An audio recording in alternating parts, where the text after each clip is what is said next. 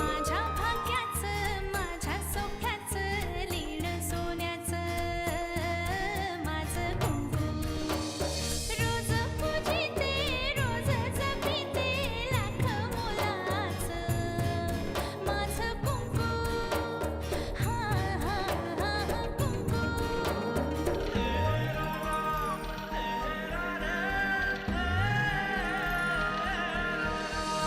मन माझे घर झाले त्याचे मोर स्वप्नांचा दारी नाचे शब्द त्याचे अमृताचे स्पर्श त्याचे चांदण्याचे त्याच्या श्वासाचे त्याच्या डोळ्याचे गुज सांगते माझं कुंकू हा हा हा कुंकू हा हा हा कुंकू जानकीची प्रकृती नाजूक आहे. डॉक्टरांनी सांगितलं जर तिच्यात लवकरात लवकर सुधारणा झाली नाही तर ती कोमात जाऊ शकते. अरे देवा, अरे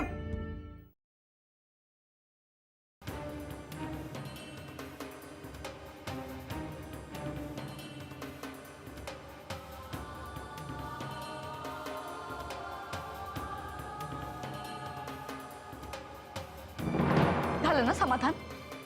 मिळाली ना चेअरमन पदाची खुर्ची? स्वतःच्याच गावात हिव्या शाप खाताना बरं वाटलं ना तुम्हाला?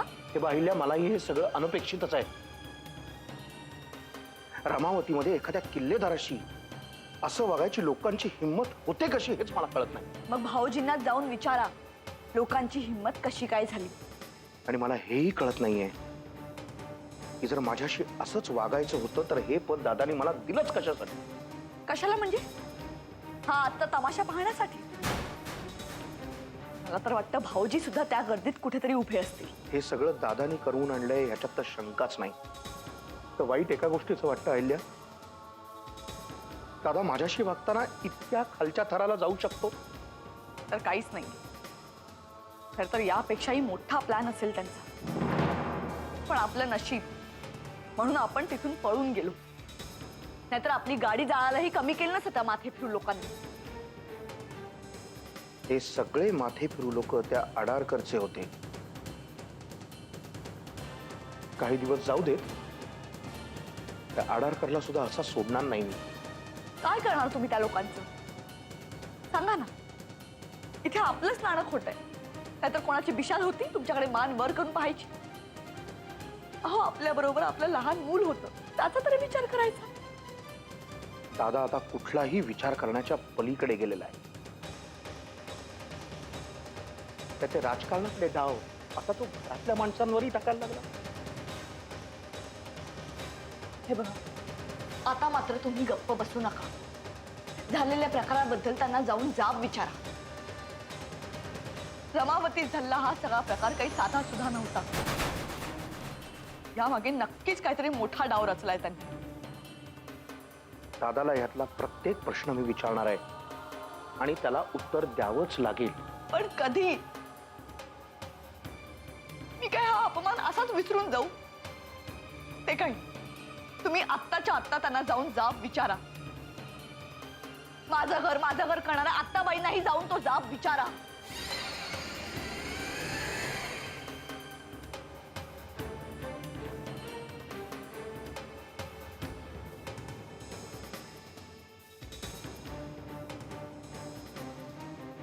मला तर आता असं वाटायला लागलंय ना, फक्त प्रभाताईला दाखवण्यासाठी, तिचं लचान स्वतःच्या मागणं टाळण्यासाठी दादानी मला हे चेअरमन पद देऊ केलंय. डाव पण असा टाकलाय ना की उद्या कोणी काही विचारलं ना तरी हा हात वर करून नामानिराळा राहायला मोकळा. प्रभाताईंनी आपल्या स्वागताची केवढी तयारी केली असेल घरी. त्यांना काय सांगणार आपण आता? प्रभाताई आम्हाला माफ करा, आम्ही गावातून पळून गेलो. या सगळ्याचा जाब मी दादाला विचारणारच आहे. आणि आय प्रॉमिस यू अहिल्या, दादाला या सगळ्याचं उत्तर द्यावंच लागेल.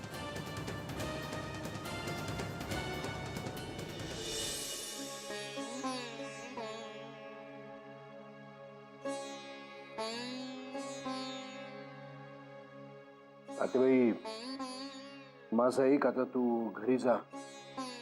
इथे थांबून काय करणार आहेस? तू तरी काय करतोयस इथे नुसता बसून? आतेबाई मी इथे थांबणं आवश्यक आहे. धावपळ करायची वेळ आली तर कोणीतरी हवं ना. तशीच वेळ आली तर मी पण करीन धावपळ. आतेबाई तू हट्ट करू नकोस. तुला तुझ्या तब्येतीलाही जपलं पाहिजे की नाही? जानकीला बरं वाटल्याशिवाय मी नाही घरी येणार. हा देव इतका निष्ठुर नाहीये रे. तिने सगळं काही फक्त दुसऱ्या माणसांच्यासाठीच केलं. तिला अशी शिक्षा का देतोय देव? मला विचारायचंच आहे. काय बाबा, काय आहे मनात तुझ्या? मिस्टर किल्लेदार, एक आनंदाची बातमी आहे. मिसेस किल्लेदार आता रिस्पॉन्ड करायला लागले. म्हणजे शुद्धीवर नाही आलं ते अजून, पण त्यांची बॉडी रिस्पॉन्ड करते. त्यामुळे त्या कोमात जाण्याची भीती आता टळली. आणि आम्ही आमच्या पुढच्या उपचारांना सुरुवात केली. Thank you doctor, thank you so much. आतेबाई पाहिलंस, देवाने तुझी प्रार्थना ऐकली. आता तूही माझं ऐक. नाही तर एक काम करूया, आपण दोघंही घरी जाऊया. मी थोड्या वेळाने वाटलं तर परत येईन. आता मी घरी जायला तयार आहे, पण उद्या सकाळी मात्र मी परत इथे येऊन बसणार. साहेब, तुम्ही दोघं जा घरी. मी आहे इथे, लक्ष द्या. मी जाऊन येतो वाकणीस. चल.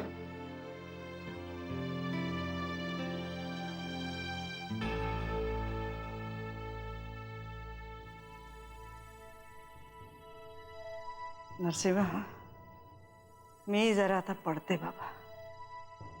दमली असशील, विश्रांती घे.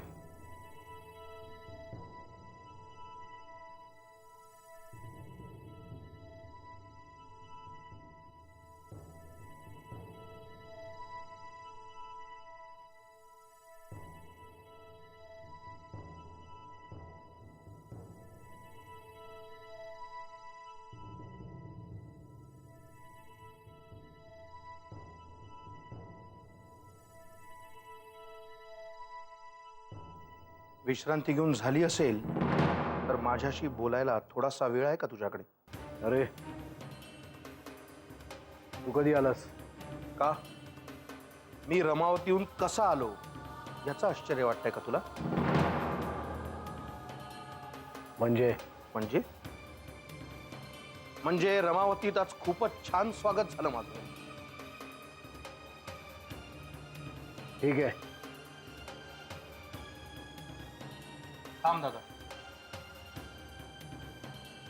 अजून मी मुख्य विषयाला हात घातलाच नाही. रमावतीहून कधी आलास ते विचारलंस, पण रमावतीत काय झालं ते नाही विचारलं. माझ्याकडे आता वेळ नाहीये, आपण नंतर बोलू या विषयावर. एवढा तमाशा करून सुद्धा किती शांत राहू शकतोस रे तू?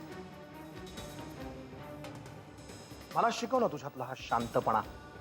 कारण काय आहे, तुझा सख्खा धाकटा भाऊ असून सुद्धा तुझ्या इतका बनचुका नाही झालो अजून. हे बघ वामन, मला आता वेळ नाहीये, असंच ना? आज तुझ्याशी बोलल्याशिवाय मी तुला इथनं जाऊ देणार नाही. आज समोरासमोर काय ते होऊन जाऊ दे. तुझा नक्की प्रॉब्लेम काय आहे वामन? प्रॉब्लेम माझा आहे का तुझा आहे दादा? मी तिथे बँकेच्या चेअरमन पदाची सूत्र स्वीकारायला गेल्यानंतर अडारकरांचे हजारो समर्थक माझ्या समोर उभे होते, हातात काळे झेंडे घेऊन. संपूर्ण रमावतीभर माझ्या निषेधाचे बोर्ड लावले होते. आता ह्याबद्दल तुला काहीच म्हणायचं नाहीये का? वामन, मी तुला या आधीही सांगितलं होतं, पैसा आणि पद सहजासहजी मिळत नाही. त्यासाठी अनेक गोष्टी सोसाव्या लागतात. त्या सगळ्या गोष्टी मला एकाच दिवशी सोसाव्या लागल्या ना, ह्याचं आश्चर्य वाटतंय मला. हे जे घडत होतं ना, ते सगळं अगदी ठरवून केल्यासारखं घडत होतं दादा. वामन, तुझं काहीही मत असलं तरी आत्ता मला तुझ्याशी बोलता येणार नाही, कारण मला एके ठिकाणी जायचं आहे. एके ठिकाणी? कुठे रे? अडारकरांकडे? पार्टी असेल ना त्या? रमावतीत काय झालं ते मला माहित नाही. पण जर तुम्हाला अशा जबाबदाऱ्या घ्यायच्या असतील तर अशा अडचणींना सामोरं जावंच लागतं. त्यात कोणीही काही करू शकत नाही. आडारकर हे आपल्या बँकेचे अत्यंत विश्वासातले ऑफिसर होते. आपल्या बँकेच्या स्थापनेपासून ते आपल्या बरोबर आहेत. त्यांना असं तडकाफडकी काढून टाकल्यावर लोकांची थोडीशी नाराजी पत्करावी लागेलच ना. थोडी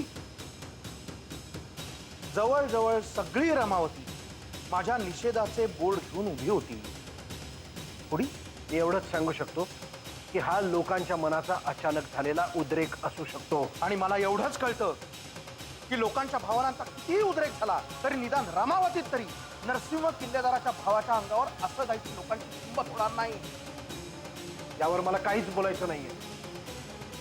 अरे अरे काय झालं? विचार विचार तुझ्या शेंडे फळाला. अरे हा जर असाच वागणार असेल ना माझ्याशी तर आत्या मीही बघून घेईन त्याच्याशी कसं वागायचं आणि काय करायचं.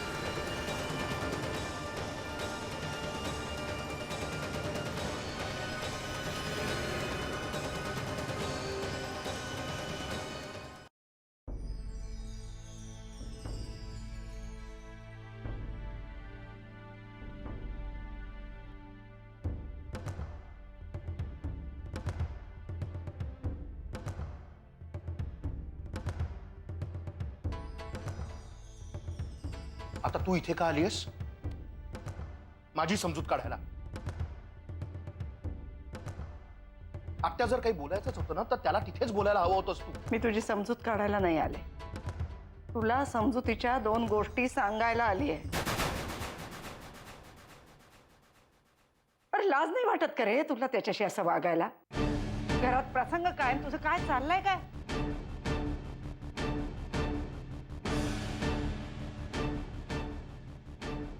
प्रसंग काय म्हणजे? बरोबर आहे. तुला कसं कळणार? कारण तुला या घरातल्या माणसाचा फक्त रागराग करता येतो. त्यांच्या सुखदुःखाशी तुझं काय देणं घेणं आहे रे? आता तू काय बोलतेस तुम्हाला कळत नाहीये नक्की काय झालंय? जानकीला अपघात झालाय.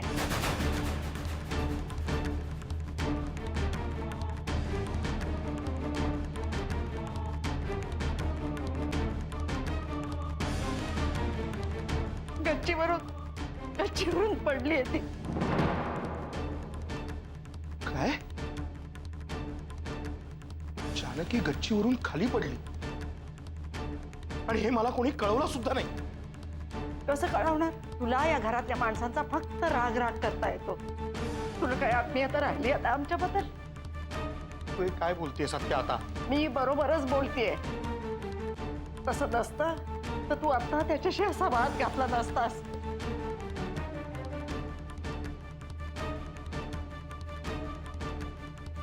अरे या अपघाताचं कळल्यापासून पोटात पाण्याचं थेंब सुद्धा नाहीये बिचाऱ्याच्या.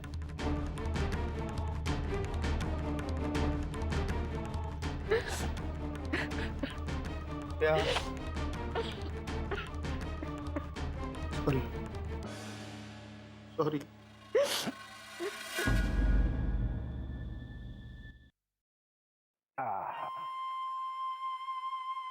काय गमाऊ? काय टाकामका बघते माझ्याकडे.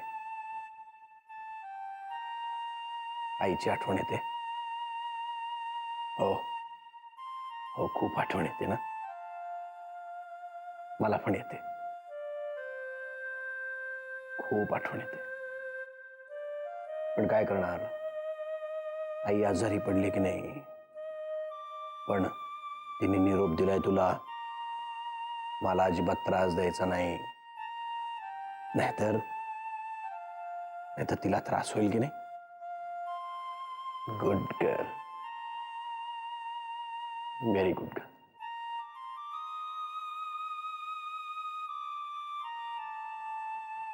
ए माऊ. बघ कोण आलाय तुला खेळवायला. बघ बघ बघ मामा आलाय तुझा. त्याला विचार कधी येणार आहे माझी आई. विचार. भाऊजी तुम्ही माऊला माझ्या जवळ द्या ना. म्हणजे तुम्हाला बाकीची कामं करता येतील ना. माऊ मामाला जास्त त्रास नाही द्यायचा. आणि बाबांना तर अजिबात नाही. हा निरोप तुझ्या आईनेच दिलाय. भाऊ, तुला माहितीये का, तुझी आई कधीच कुणावर चिडत नाही. प्रत्येकाला कसं हसवता येईल याचाच प्रयत्न करत असते ती. मी तुला एक गोष्ट सांगू का? रमावती नावाचं एक गाव असतं. त्यात जानकी आणि गणेश नावाचे दोघं बहीण भाऊ राहत असतात.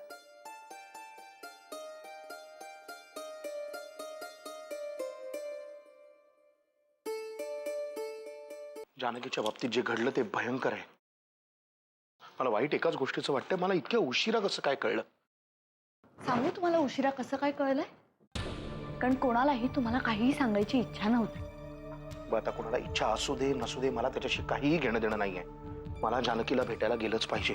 तिथे जाऊन काय करणार? जानकी काही शुद्धीवर नाही आलीये, त्यामुळे तिथे नको त्या लोकांशी तुम्हाला बोलावं लागेल. अहिल्या, आता जर का मी मानापमान बघत बसलो ना, तर माझ्यामध्ये आता काहीही माणुसकी शिल्लक राहिली नाही असंच म्हणावं लागेल. तुम्ही काय माणुसकीच्या गोष्टी करताय? हे बघा, आपला जो काही अपमान झालाय ना, तो जानकीच्या अपघातापेक्षाही भयंकर आहे. फरक फक्त एवढाच आहे की जानकीच्या जखमा या डोळ्यांनी दिसणार आहे. मला आता तुझं काहीही ऐकायचं नाहीये.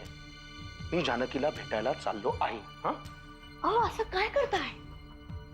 मगाचपासून तुम्हाला सांगते, हे बघा, तिकडे जाऊन काहीही उपयोग नाही. जानकीचा अपघात झाला हे तुम्हाला सांगण्याची कोणीतरी तसदी घेतली का? हे काय लग्नाचं का बारशाचं आमंत्रण आहे की बोलावून आल्याशिवाय जायचं नाही? नाही म्हटलं ना. तुम्ही आज जर का गेलात ना, तर त्या सगळ्यांच्या पुन्हा जवळ जा. आत्ता कुठे कसे बसे तुम्ही माझ्या जवळ आलाय, आपल्या मुलाच्या कुटुंबाच्या जवळ आलाय. त्यांची काळजी घ्यायची बुद्धी झालीये तुम्हाला. So please. तू काय म्हणतेस ते मला नक्की कळतंय, पण आत्ता ह्या वेळेला मला ते कळवून घ्यायचं नाहीये. अहो, दादा, दादा, वामन, आता जर तुला कोणतेही जाब विचारायचे असतील तर माझ्याकडे तेवढा वेळ नाहीये. मला जानकीबद्दल आत्ताच कळलं. मगाशी मी बोलत होतो तेव्हा मला माहित नव्हतं, त्यामुळे बस झालं वामन, मला तुझ्याकडून कोणत्याही स्पष्टीकरणाची गरज नाहीये. जानकी माझीही कुणीतरी आहे. चल, मी पण तुझ्या बरोबर हॉस्पिटलमध्ये येतो. आता तू प्रॉपर्टी बरोबर घरातल्या माणसांवरही हक्क सांगायला लागलास की काय? ही वेळ टोमणे मारायची आहे दादा. ही वेळ स्वतःवर तू स्वतःहूनच ओढवून घेतलीस. सॉरी सॉरी, मी मगाशी तुझ्याशी जे काही बोललो त्याबद्दल मी तुझी माफी मागतो. बास वामन, बास. तुझ्या तोंडून माफी वगैरे शब्द बरे वाटत नाहीत. त्यापेक्षा तू माझ्याबद्दल, माझ्या कुटुंबाबद्दल गरळ चोख, त्याचीच सवय आहे मला. तू का वागतोयस असा? कारण तुझ्यासाठी इतकं करूनही तू मगाशी माझ्यावरच आरोप केलेस. यानंतरही मी तुझ्याशी प्रेमाने वागावं असं वाटतंय की काय तुला? ओके, सॉरी, माझं चुकलं. काही म्हण वामन, तरी मला काही फरक पडत नाही. एवढं मात्र नक्की की आता तुझ्यात पुढे बदल झाले आणि तू कोणी संत झालास तरी मी, माझी बायको आणि माझी मुलं यांच्याशी तुझा कोणताही संबंध राहणार नाही.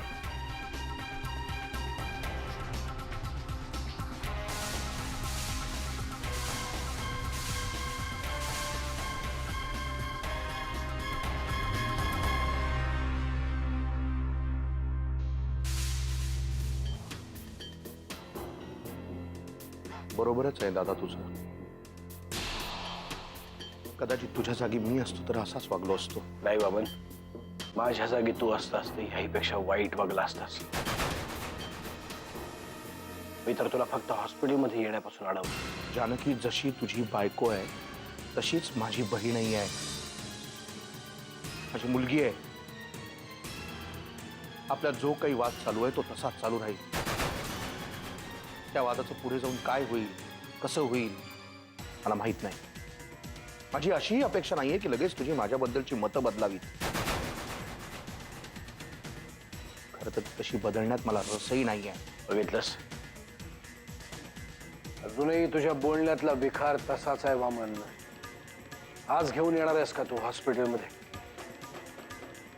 तू माझ्यावर जे आरोप करतोयस ना, इतकाही काही वाईट नाहीये रे मी. हात जोडतो, मला तुझ्याबरोबर हॉस्पिटलमध्ये येऊ दे. खरं तर तुझ्या परवानगी शिवायही मी तिथे जाऊ शकतो, पण घरामध्ये एवढी मोठी घटना घडली तरीही मी तुझ्याशी भांडलो. मला माफ कर. वामन, इतके दिवस मला या भांडणाचं खरंच काही वाटलं नाही.